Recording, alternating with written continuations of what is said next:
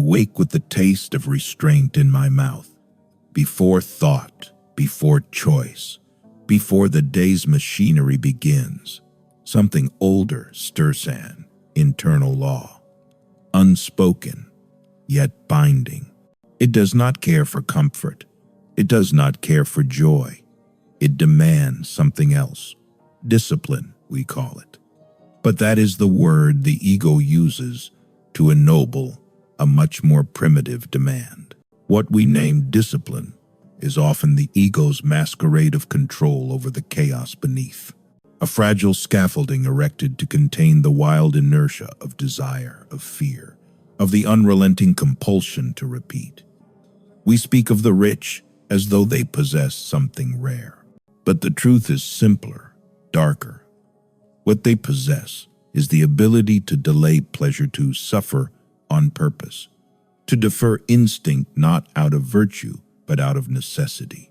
Because somewhere, deep beneath their composure, they too are afraid of regression, afraid of returning to the helplessness they once knew and disavowed.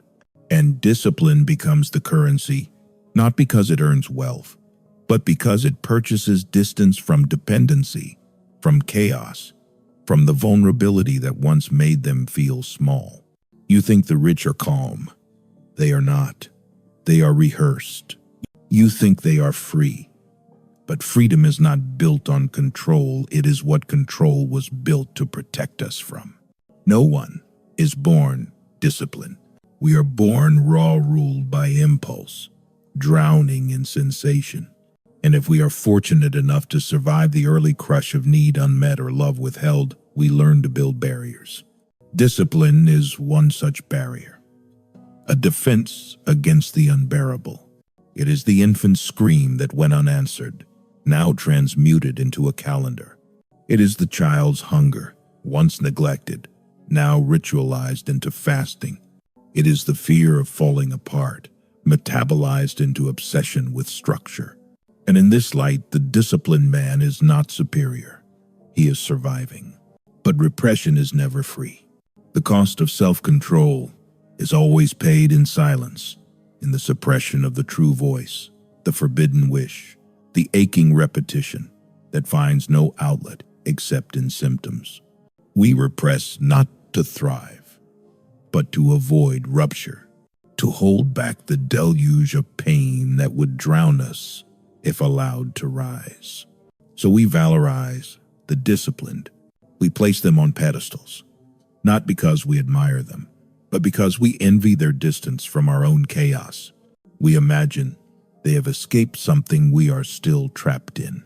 But no one escapes. Not truly. The man who wakes at 4 a.m. to run, who counts calories with religious devotion, who works 80 hours, not from greed but from compulsion, he is not free. He is governed. He is haunted. And his rituals are the only thing standing between him and the collapse he cannot name. We must understand this. Discipline is not a virtue. It is a symptom. It is the crystallization of unresolved fear. It is the neurotic's compromise between indulgence and annihilation. And it carries within it the same tension as any defense, rigid, brittle, terrified of its own undoing. We talk of self-mastery, but forget who is the self and who is the master. In psychoanalysis, we know there is no unified self. There is conflict. There is the ego, striving for control, the id pulsing with unrelenting drive, and the superego, punishing, relentless, idealizing, and condemning in equal measure. Discipline emerges as their uneasy truce, but the cost is high. The more we discipline ourselves, the more we dissociate from the origins of our hunger.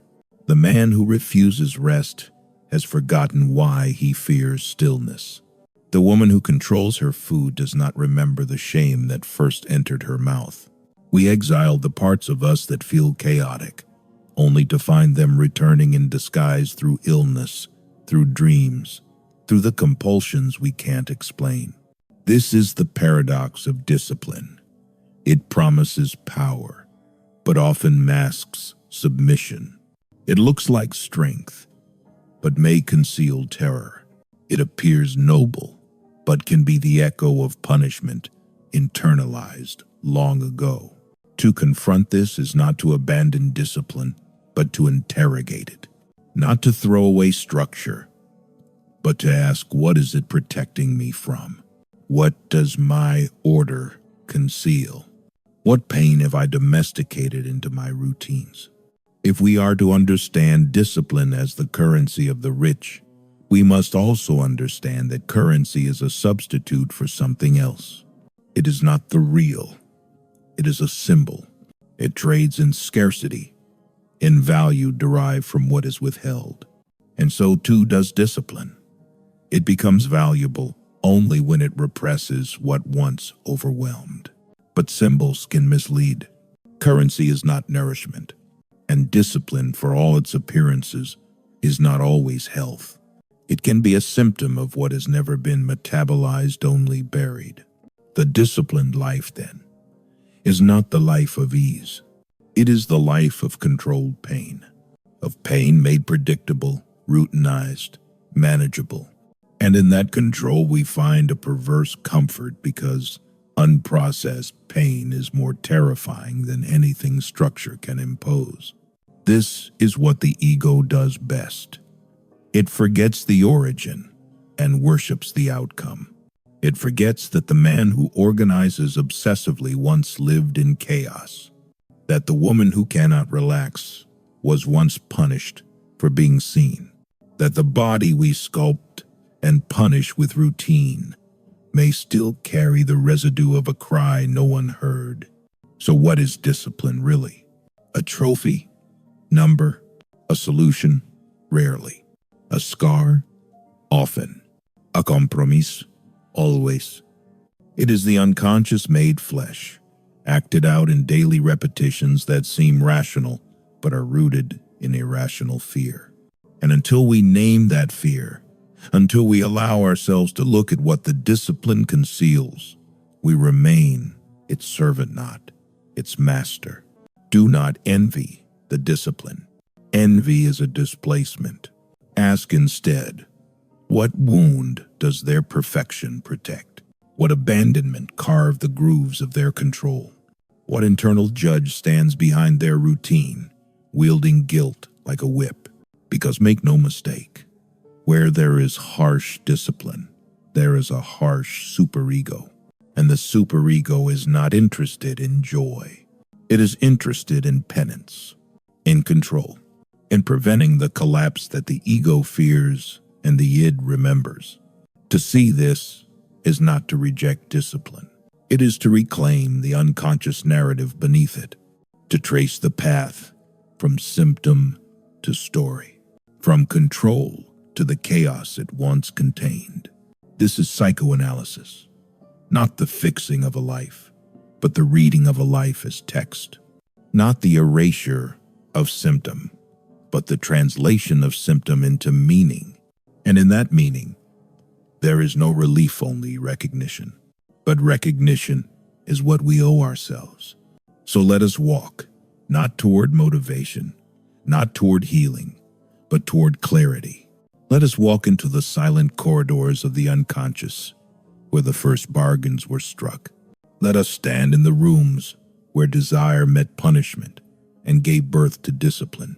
Let us remember what the ego has made us forget, because only then, when we see what our discipline protects, when we feel the pain it conceals, when we trace its shape back to our first unmet need, only then can we begin to choose, not out of fear but from awareness. Only then can we know what we are truly serving, not the illusion of strength, not the fantasy of freedom, but the truth of our wound. And in that truth, perhaps, we begin to live. But living truly, living requires more than breath. It demands an encounter, not with goals, not with ideals, but with the raw material of the self before it was polished into a persona, before discipline became a mask, before adaptation hardened into identity. We move through the world with composure, but composure is often just a performance perfected under pressure. The performance of being all right, of being in control, of being what others needed us to be before we even knew our own needs. And so discipline becomes not just a practice, but a defense, a choreography of self-negation, repeated so often it feels like truth. And beneath that choreography is something older, something unresolved, the pain of early powerlessness, the moment when the world first said no to our yes, the look of disgust on the face of a parent when we acted on desire, the silence that followed a scream, the fear that love could be withdrawn if we were too much or not enough.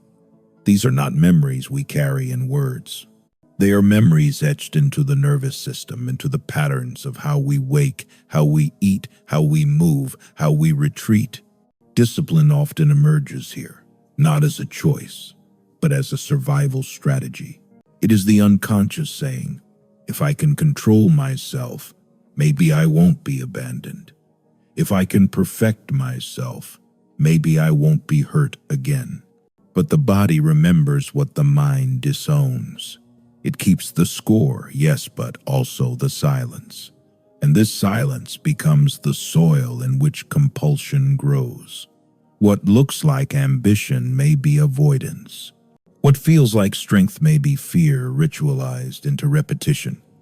The unconscious does not distinguish between a prison and a temple. It only knows that repetition provides safety. So we repeat, we ritualize. We build a life so predictable that no surprise can break through. And we call it discipline, not noticing that it may be a kind of bondage, the bondage of a child still trying to please a God that no longer exists. And yet, society rewards this. The man who suppresses his need for rest is called productive. The woman who controls her appetite is called admirable. The person who sacrifices emotion for logic is called strong. But these accolades conceal a profound amnesia. They forget that we are not born to be controlled. We are born to feel, to express, to relate. The disciplined life, if left unexamined, becomes a museum of unresolved conflict. Every habit a monument to a trauma unspoken. Every achievement a shrine to the fear of collapse. And still we press on. Because what is the alternative? To feel, to let go, to risk remembering what we buried. The ego says no. The ego says keep moving, keep optimizing, keep improving. But the psyche, that subterranean realm of images, dreams, and symptoms, does not forget. It speaks through fatigue, through insomnia, through chronic tension, unexplained illness, intrusive thoughts. It speaks through the cracks in the performance. And when discipline begins to fail us, when we miss a day, break a rule, fall off the routine, the shame that erupts is not about the failure. It is about the fear that without discipline, we will disintegrate. This is the secret most cannot say aloud. That discipline is the only thing standing between us and the chaos we carry inside. That beneath the schedule, the grind, the perfectionism, is a terror that once nearly consumed us. We survived it by turning inward, by tightening the grip, and every time life feels out of control, we return to that strategy. More structure, more control, less emotion, but the cost accumulates. The parts of us that were silenced do not die. They wait, and when they return, they do not ask permission. They erupt in breakdowns, in addictions, in obsessions, in dreams too intense to ignore. So what then is the path? Not toward more discipline, but toward deeper listening. Not toward erasing the routine, but toward questioning what it hides. This is the psychoanalytic turn, not a self-improvement project, but an excavation an excavation into the meanings we have forgotten but still live out. To ask, when did I first believe that my worth depended on self-control? Whose voice do I hear when I push myself past exhaustion? What punishment am I trying to avoid by being perfect? These are not easy questions. They strip away the illusion that discipline is neutral. They reveal its lineage traced not to virtue, but to pain. And yet this is where freedom begins. Not in abandoning structure, but in reclaiming authorship over it, in making the unconscious conscious, in seeing that the rituals we live by are not always of our choosing. They are often inherited responses to wounds we never asked for. But in naming them, in holding them with awareness, we begin to change our relationship to them. Discipline becomes a tool, not a tyrant. A conscious act, not a compulsive reenactment. It is no longer about suppressing the self, but about creating space for the self to emerge raw, uncertain, but real. This is not healing. Healing implies resolution, closure, peace. This is recognition. Recognition of what has shaped us. Recognition of what we've done to survive. Recognition that the life we call successful may be built on unresolved grief. And in that recognition, a new kind of integrity is born. Not the integrity of discipline as image, but the integrity of alignment, where action follows awareness, where routine reflects value, not fear, where the internal world is not exiled, but engaged. To walk this path is to be constantly interrupted by memory, by emotion, by the return of what we tried to forget. But each interruption is an invitation, a chance to descend again, to revisit the origin, to see that behind every compulsive discipline is a story of rupture. And the work is to listen, not to fix, not to silence, but to listen deeply, to feel what was once unfelt, to allow the unconscious to speak its truth, even if that truth undoes the life we thought we wanted. Because the unconscious does not care about success. It does not care about money or status or schedules. It cares only for truth, for expression, for integration. And until it is heard, it will speak through symptoms. It will sabotage our routines. It will make us forget, miss deadlines, lose control, not out of malice, but out of desperation. Desperation to be known, to be remembered, to be felt. And so the task is not to conquer the self, but to descend into it, to trace the roots of our discipline back to the moments when the world became unsafe, to meet the child who learned to survive through control, to grieve what was lost in the process of becoming functional. This is the psychoanalytic descent, not glamorous, not heroic, but essential, because only in descent can we retrieve the parts of us we left behind. Only in descent can we confront the original terms of our suffering. And perhaps, if we stay with it long enough, if we resist the temptation to escape into productivity or numbness, we begin to feel something new. Not freedom, exactly, but contact. Contact with the self beneath the discipline. Contact with the one who remembers why control was necessary. Contact with the unnameable ache that still drives us, even now. And in that contact, the currency of the rich loses its shine. Because what we need is not more mastery. What we need is to be met by ourselves first. Let the descent continue. Let the old routines crack. Let the fear rise. Let the repressed return. Let the silence break open into speech. Because what we call discipline may only be the first mask we wore to survive a world that punished our aliveness. And what we call success may only be the absence of feeling. But feeling, though it threatens to undo use, is the doorway to what we truly are. And what we truly are was never meant to be managed, only met and remembered and mourned and finally lived. But to live to, truly live, is to welcome contradiction, to allow room for what the ego wants to exclude, to no longer divide the self into acceptable and forbidden, strong and weak, disciplined and chaotic. The unconscious has never made those distinctions. It speaks in dreams, in slips, in symptoms, always whole, never divided. And it is here, in this deeper grammar, that we must learn to listen, because the part of us that disciplines relentlessly may be doing so not out of strength, but out of a desperate attempt to silence the parts that never felt safe enough to speak. We were taught that discipline is the antidote to chaos. But what if it's just the surface of a deeper war? The war between what we want and what we're allowed to want, between the face we show and the feelings we bury, between the version of ourselves that achieves and the one that mourns, rages, hungers in secret. Every habit has a history. Every rule we live by was once a response to a situation we couldn't control. And what we call willpower may be the adult version of the child who learned never to cry, never to ask, never to need. This is not philosophy.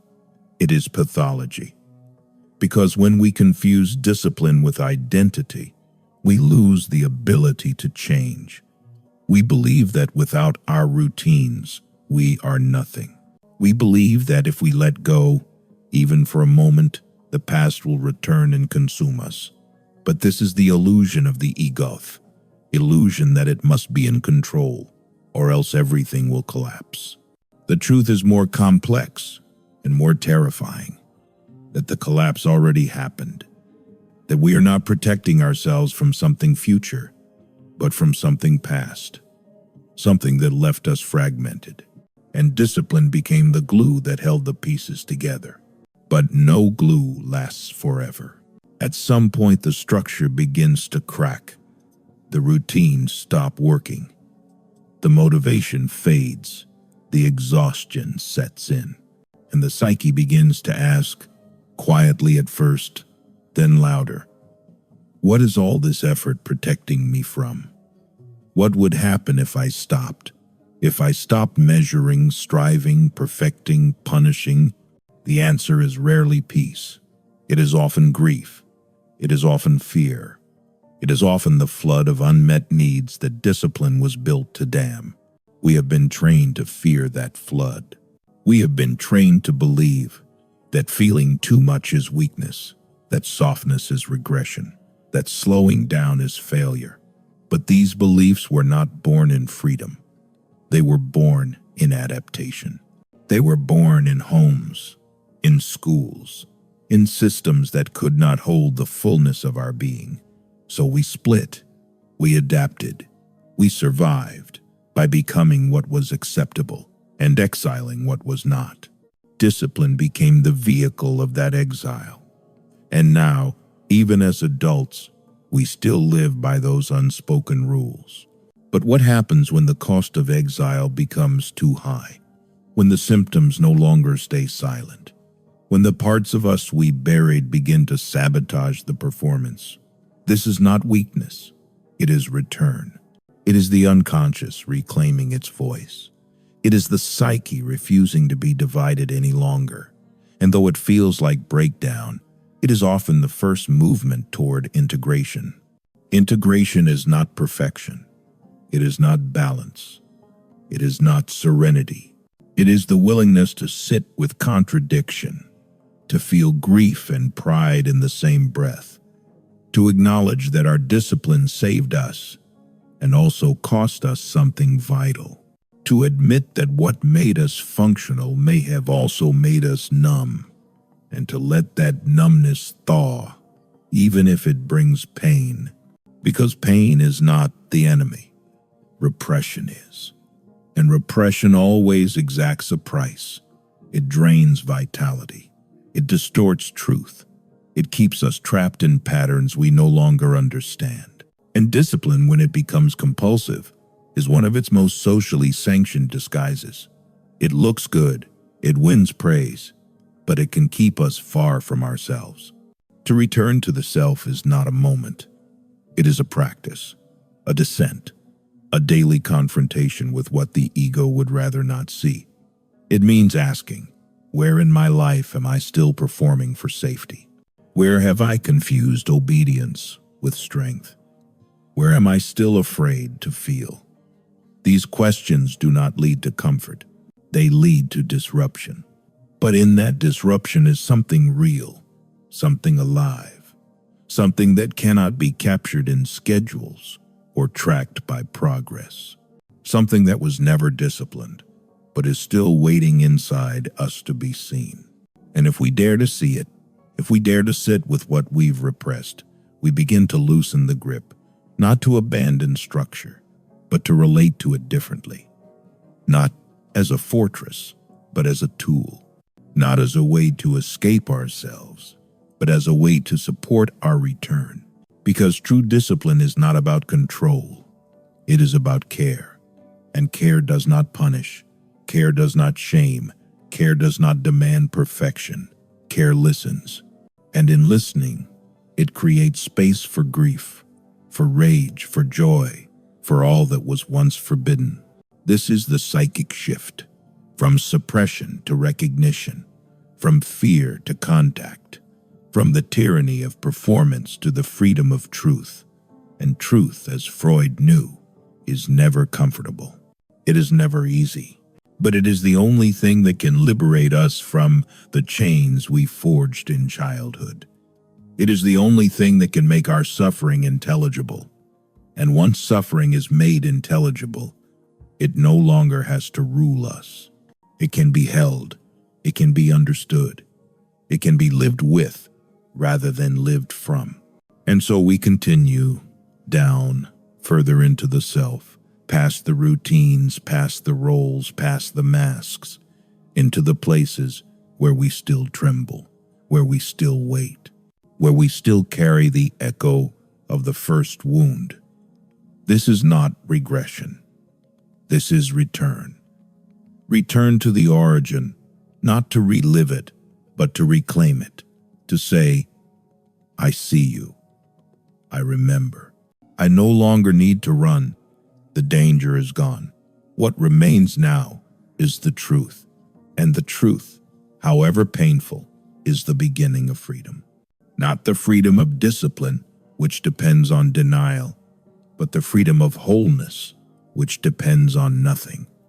It simply is, because we simply are. And we are not machines. We are not projects. We are not products of routine. We are living stories, shaped by absence, driven by longing, held together by memory and resistance. We are contradictions. We are desires that were once punished and now hide in habits. We are fear woven into calendars, shame masked as ambition. And beneath it all, we are still waiting to be known. But every descent must meet its floor. And when it does, there is no explosion, no divine revelation, only a silence so ancient it feels like remembering something the body never forgot. At the bottom, there is no trophy, no applause, only the parts of you that have waited, year after year, for you to stop running. They are not impressive. They do not speak the language of discipline or goals or control. They are not optimized. They are raw, ashamed, fragile, still clutching the beliefs they once used to survive. That love must be earned, that hunger is dangerous, that silence is safety, that need is a weakness to be conquered. And yet, they are yours. They always were. And here, without performance, without defense, without the scaffolding of identity, you are faced with a terrible and liberating truth. You are not broken. You are not lazy. You are not behind. You are a system built for survival, still running on rules forged in crisis. Your discipline was not a failure.